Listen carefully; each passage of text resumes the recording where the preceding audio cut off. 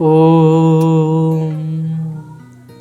मुक्ति या मृत्यु। मेरे सामने अपने देश के इतिहास का एक विश्वसनीय उदाहरण उपस्थित है। सोमनाथ के मंदिर की अतुल संपत्ति की कहानी सुनकर महमूद गजनबी ने मंदिर को लूटने के इरादे से चढ़ाई की। उसे अपने उद्देश्य की पूर्ति के लिए इस देश के पंजाब, राजस्थान तथा सौराष्ट्र की हजारों मील भूमि को पार करना पड़ा।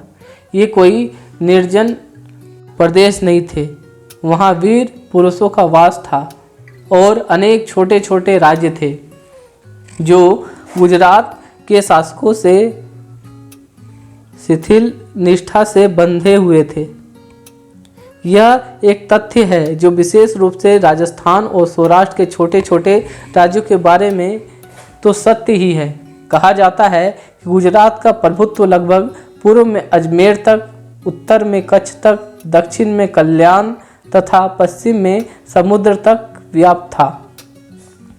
यदि इन छोटे छोटे राजाओं ने महमूद का विरोध करने का निश्चय कर लिया होता तो लड़कर सोमनाथ तक उसका पहुंचना असंभव ही होता। इसके अतिरिक्त राजस्थान का रेगिस्तान उसके मार्ग में सबसे बड़ी बाधा थी और यदि उसने विस्तीर्ण रेगिस्तान को, जहां व्यवस्थित सड़कें नहीं थी, पार करने का इरादा किया होता तो वो भटक गया होता और आश्रय, भोजन और पानी के अभाव में उसकी सेना संकट में पड़ गई होती।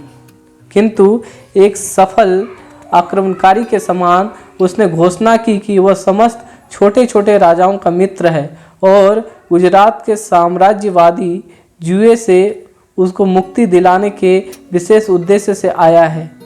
मुक्ति शब्द से जादू का काम किया।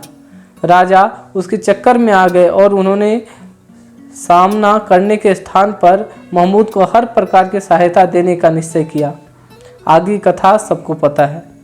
महमूद की हार्दिक इच्छा पूर्ण हो गई, किंतु मुक्ति के भ्रम में उलझे राजाओं को पता चला कि उसका अर्थ अपने आत्मीयों संबंधियों से मुक्ति मिलने के अतिरिक्त कुछ नहीं था और साथ ही साथ विदेशी दास्ता की निर्दय जंजीरें जो कभी टूटने वाली नहीं थी, उन्हें जकड़ लेने वाली थी।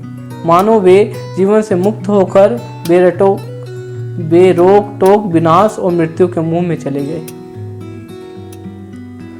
ओम।